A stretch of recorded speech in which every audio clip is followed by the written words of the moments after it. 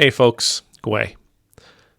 Thanks to Gab, the social media enterprise organization.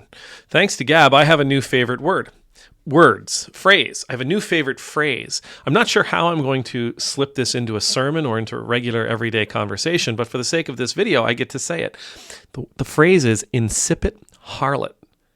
I mean, it rolls off the tongue. We don't use the word insipid enough. Harlot, just, it's a fun word to say, but insipid harlot. Oh, it just, like I said, it rolls. It has a character all by itself. The reason I'm bringing this up, I got an email from Gab, as you know, company, very conservative company. They praise themselves. They pat themselves on the back. They claim to be a social media place where you can say whatever you want. We are all about the freedom of speech, right? Hate, you've let it fly. Anti-Semitism, there it is. Racism, sure thing. Homophobia, absolutely. It's all great. You can say whatever you want. Well, the author of this article, Andrew Torba, I get these emails from Gab on a regular basis. Usually they're trying to sell me something, but in this case it was an article. Reclaiming Our Dignity, a call for a cultural reawakening on the right. So he's not even terribly upset with the left in this one. He's really upset with what he says are quote unquote conservatives. He's really upset that they're not conservative enough, that they're not living quite right, that there's lots of work to be done, and they got to stop consuming and sharing messages and content from insipid harlots, and or people doing deranged or debauched things on the streets of San Francisco. He even mentions the Hawk 2 girl. I'm not sure if you've seen those videos, but it went viral. There's all kinds of content being created about this little tiny 15-second clip that the girl shares way too much on. Anyhow, he's really upset with the content. As I said, he's really upset with the content that conservatives are sharing and creating. Conservative influencers, conservative consumers. He's really upset with all the stuff that they're consuming and all the stuff that they're sharing because he thinks it's leading them in the wrong directions. Now, I got to be careful when I say this. He's not wrong that we have to watch what it is we consume. He's not wrong that we have to be careful about what the information that we're consuming, the information that we're gaining, the stuff that we're feeding on when it comes to the media, whatever medium that media may come to us in. He's right about that. He's not right in limiting to the debauchery of the world. It's much larger than that. Like we really need to be careful about the hatred we consume, because it strikes me, and I think we've talked about this from time to time, actually, that maybe we consume a little bit too much, and by little, I mean a lot. We consume way too much negative stuff. And by negative, I mean things that make us think and feel badly. Things that make us think and feel badly towards others, things that make us think and feel badly about ourselves.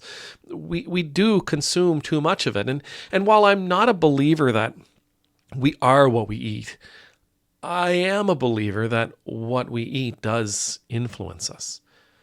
If you sit back and eat nothing but carrot cake for a full week, you're not going to become carrot cake, but I guarantee you're going to feel like garbage.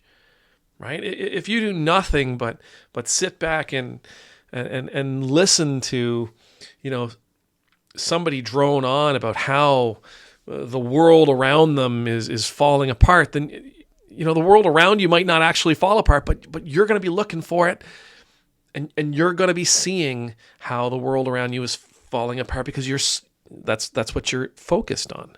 That's what your mind is intent in seeing. We've got to be careful with what we consume. We've got to be careful. In this particular case, we'll talk about media, but we've really got to be careful with the media that we consume. When you see a headline that says such and such humiliated by former colleagues. And you click on it. You're clicking on it to see that person suffer a little bit, aren't you? I am. Right? What's the German term? Schadenfreude? It's the perverse pleasure we take in seeing somebody else's suffering. It's real. And we do end up wiring ourselves because for some reason it elicits a feeling in us that is wanted, that's pleasurable. It's the same as content created by, insipid harlots. It elicits in us a response that is pleasurable and desirable. It makes us feel a way that is welcome. And so we watch more of it, or we gravitate to more of it. And maybe we share it with our friends. Again, he's really upset. He's really upset with quote unquote conservatives and quote unquote conservative influencers who are causing the downfall of the quote unquote conservative movement. But it's for all of us. Right, left, conservative, liberal, throw that stuff away for now. It's for all of us. Be careful with what you are consuming. It will have an impact on you. It's okay. It's okay not to be watching somebody get arrested. It's okay to choose not to watch somebody get arrested on YouTube. It's okay to choose not to click on the video that the politician that you love to hate the most is discouraged or humiliated or put in their place. It's okay to click that video. Yeah, I get it. Do you want to watch the news? And yeah, I get it. You need to know what's going on in the world. Absolutely.